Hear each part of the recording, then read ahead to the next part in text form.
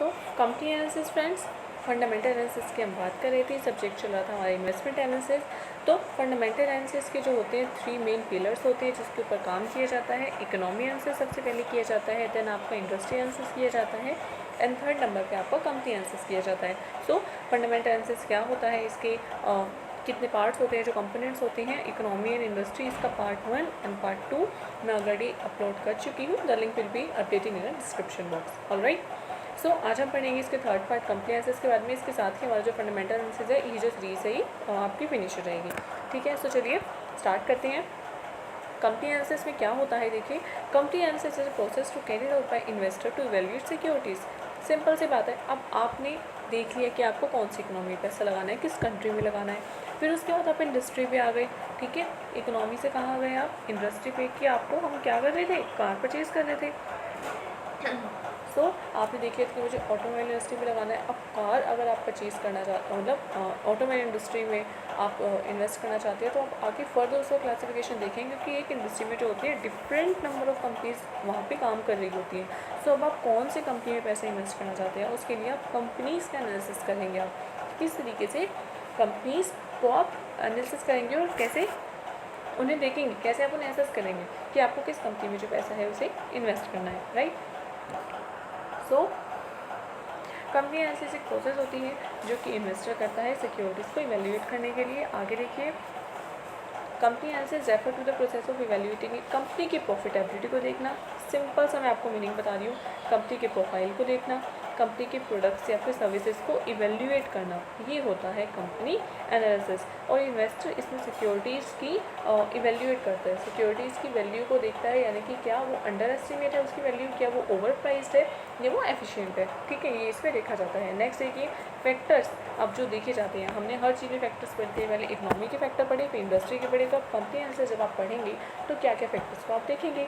सो आप देखेंगे कि कुछ फाइनेंशियल फैक्टर्स हैं और कुछ नॉन फाइनेंशियल फैक्टर्स हैं। तो आपको ये दोनों फैक्टर्स जो हैं वो देखने होंगे। तो सबसे पहले हम बात करते हैं फाइनेंशियल फैक्टर के बारे में। तो देखिए, फाइनेंशियल फैक्टर्स कंटेन दीज 3। आप कंपनी की इनकम स्टेटमेंट देखेंगे, आप कंपनी की बैलेंस शीट देखेंगे, and statement of changes in financial position आप देखेंगे। ठीक है, ये तीनों चीज़ें अगर आप किसी भी कंपनी को देखेंगे तो फर्स्ट माइंड में यही क्या आएगा कि जो देखते हैं उसकी P&L देखते हैं, उसकी बैलेंस शीट देखते हैं कि क्या उस कंपनी की पोजीशन करंटली चल रही है। सो ये सारे फाइनेंशियल फैक्टर्स होते हैं। सो ये आप देखेंगे। उसके अलावा अब आप देखिए, जब हम फाइनेंशियल फैक्टर्स को एसेस कर रहे होते हैं तो कुछ रेशियोज़ हम यूज़ करते हैं। जो रेशियोज़ होंगे आपने पढ़े भी होंगे अपने, ऑफकोर्स 12th क्लास से अपने से पढ़ना स्टार्ट कर देते हैं अकाउंटिंग रेशियोज़ को। डिफरेंट टाइप के आपके रेशियोज़ होते हैं। सो उन सबको आप चेक करेंगे। अब जो भी रेशियो आपको लगेगा कि एक कंपनी में देखना चाहिए तो देखेंगे। तो कुछ रेशियोज़ के बारे में बता रही हूँ, उसके अलावा भी बहुत सारे रेशियोज़ होते हैं जो कि कंपनी एनालिसिस में जब हम फाइनेंशियल फैक्टर्स को देखते हैं, जब कंपनी की बैलेंस शीट को एसेस करते हैं, तो उन रेशियोज़ को भी निकाला जाता है। सो मैं आपको बता रही हूँ। सबसे पहला होता है आपका ROI, return on investment ratio. कैसे निकालते हैं, जो भी कंपनी का नेट प्रॉफिट होता है उसे डिवाइड कर देते हैं उसके कैपिटल एम्प्लॉयड से, मल्टीप्लाई बाय 100। ठीक है, उसके बाद आ जाता है आपका PE रेशियो। कैसे निकालते हैं, MPS डिवाइडेड बाय EPS, यानी कि current market price divided by earning per share. ठीक है, ये जो आपको जस्ट इसमें कैलकुलेशन करनी कोई ज़रूरत नहीं है, बट अगर आपका क्वेश्चन जो आ जाता है रिगार्डिंग कंपनी एनालिसिस तो आप उसका मीनिंग बताएंगे, देन उसके बाद आप फैक्टर्स भी बताएंगे। और जब आप फिनेंशियल फैक्टर्स का एनालिसिस करते हैं तो ये इनका आपको यूज़ करते हैं।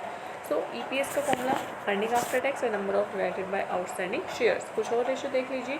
डेप्ट इक्विटी रेशियो क्या होता है, लॉन्ग टर्म डेप्ट divided by shareholder fund. Dividend payout ratio कैसे निकालते हैं, DPS डिवाइडेड बाय EPS, यानी कि dividend per share and earning per share. और कुछ और भी रेशियोज, अदर रेशियो जो आप यूज़ करते हैं, कौन से, operating profit ratio, leverage ratio, turnover ratios आप यूज़ कर सकते हैं, प्रॉफिटेबिलिटी रेशियो आप यूज़ कर सकते हैं। डिफरेंट टाइप के होते हैं वो भी। आप उन सबको आपका कंपनी की जो बैलेंस शीट है उन फिगर्स पर आप अप्लाई करेंगे, जो P&L है, जो आपकी इनकम स्टेटमेंट, एंड देन ये रेशियो निकालेंगे। देन आप चेक करेंगे कि इस कंपनी के रेशियो के अकॉर्डिंग कौन सी कंपनी बेटर है।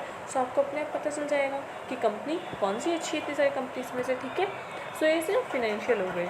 उसके अलावा कुछ नॉन फाइनेंशियल फैक्टर्स होते हैं जो आपको देखने चाहिए, बिकॉज क्वांटिटेटिव टर्म के साथ जो क्वालिटेटिव फैक्टर्स होते हैं वो भी बहुत इंपॉर्टेंट होते हैं। सो कंपनी की स्ट्रेटेजी कैसी है कि हर कंपनी स्ट्रेटेजी क्या क्या अलग अलग स्ट्रेटेजी होती है। कोई कंपनी किस तरीके से अपने आप को फ्यूचर में देख रही है, उस कंपनी की पास्ट परफॉर्मेंस जो है कैसी चल रही है। जैसे कि हो सकता है कि इसकी कुछ क्वांटिटी फिगर्स जो है वो अच्छी ना हो, पर वो उसकी जो पास्ट परफॉर्मेंस है वो धीरे धीरे धीरे धीरे अब जो है वो इंक्रीज़ होती जा रही हो। So it's a good sign that the company is going. Next, company की मैनेजमेंट कैसी है, ये मोस्ट इंपॉर्टेंट फैक्टर है, बिकॉज कंपनी की मैनेजमेंट जो होती है वो आपकी लॉसेस को किस तरीके से प्रॉफिट में कवर करके कंपनी को अप कर देती है, वो मैनेजमेंट के ऊपर डिपेंड होता है। ठीक है, उसके अलावा कुछ और नॉन फाइनेंशियल इंडिकेटर्स है। क्या है कि कंपनी का मार्केट शेयर कितना है, most important point market share. Market share simple सा मतलब मैं आपको बताऊँ कि अगर मैं आपको कह रही हूँ कि पूरे आपके एक दिन में, अगर आपके एक मंथ में हम कह लेते हैं 100 टायर्स जो होते हैं वो सेल हो जाते हैं। ठीक है, हम मंथ का एनालिसिस कर रहे हैं, मंथली एनालिसिस करते हैं, तो 100 टायर्स सेल हो जाते हैं आपके पूरे इंडिया में। हम इंडिया की बात कर रहे हैं, एंड तो उसमें भी आपकी उन 100 में से किस कंपनी के कितने जो टायर्स होते हैं वो सेल होते हैं, यानी कि सबसे ज़्यादा शेयर जो है किसका है। तो आप डिफरेंट डिफरेंट देखेंगे कि आप C8 की बात करते हैं, आप MRF की बात करते हैं, सो और भी अदर कंपनीज़ है, आप चेक करेंगे एंड देन देखेंगे कि किस कंपनी का कितना ज़्यादा मार्केट शेयर है, क्योंकि उसके अकॉर्डिंग आपको इसकी गुडविल का पता चलता है। ठीक है, और आप उसकी शेयर्स की इंट्रिंसिक वैल्यू को फाइंड आउट जिससे आप इजीली कर पाते हैं। नेक्स्ट, आप कंपनी की एक्सपेंशन पॉलिसी देखेंगे, आप कंपनी की डिस्ट्रीब्यूशन पॉलिसी देखेंगे, फिर आप फॉरेन कोलैबोरेशन देखेंगे। जनरली मान जाते हैं कि फॉरेन के साथ जिनका कोलैबोरेशन है, तो यानी कि वो टेक्नोलॉजी में काफ़ी आगे होंगी, उनकी सर्विसेज वो ज़्यादा अच्छे प्रोवाइड करेंगी।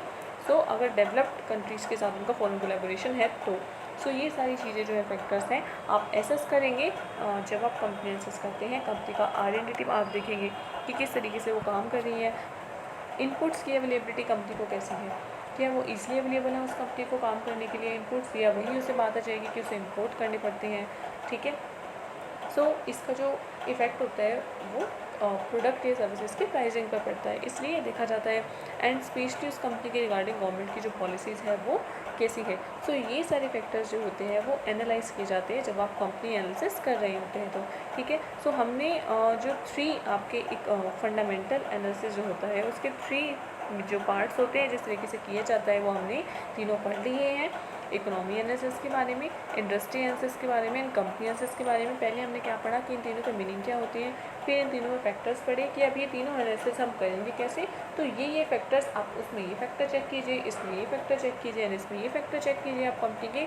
तो जब आप फैक्टर्स को चेक करेंगे तो आपको अपने आप रिजल्ट मिल जाएगा कि कौन सी इंडस्ट्री बेटर है एंड कौन सी कंपनी बेटर है। सो ठीक है, तो फंडामेंटल एनालिसिस जो है वो सिक्योरिटीज़ को इवेल्यूएट करने में हेल्प करता है, वो कंपनी के शेयर्स की इंट्रिंसिक वैल्यू निकालने में फाइंड आउट करता है, और कौन सी कंपनी में या कौन सी इंडस्ट्री में इन्वेस्ट करना बेटर है वो आपको ये बताता है। सो इन्वेस्टर के डिसीजन मेकिंग प्रोसेस में फंडामेंटल एनालिसिस एक बिग रोल प्ले करता है। तो हमने जस्ट इसको यहाँ पॉइंट पे कवर अप किया है कि फंडामेंटल एनालिसिस के रोल क्या होते हैं। सो ये प्रिडिक्ट करते हैं आपकी फ्यूचर प्राइस मूवमेंट को, मैंने आपको पहले ही बताया है। डिटरमाइन करता है आपकी फेयर वैल्यू को, इवेल्यूएट करता है मैनेजमेंट को, उसके अलावा डिटरमाइन करता है कि कंपनी की एबिलिटी के बारे में बताता है कि क्या वो अपने कंपटीटर को बीट कर भी सकती है या नहीं।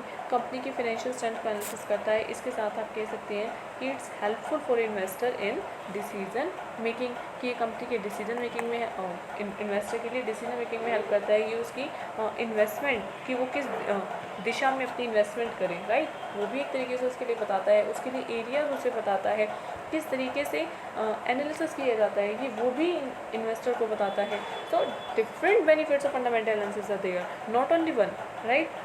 सो इस तरीके से फंडामेंटल एनालिसिस जो होता है वो हमारे यहीं पे फिनिश होता है friends.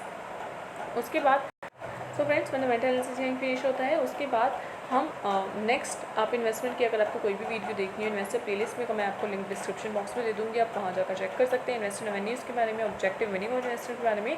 Till then friends stay tuned, subscribe करना चैनल को बिल्कुल मत भूलना। Ta-ta, bye bye.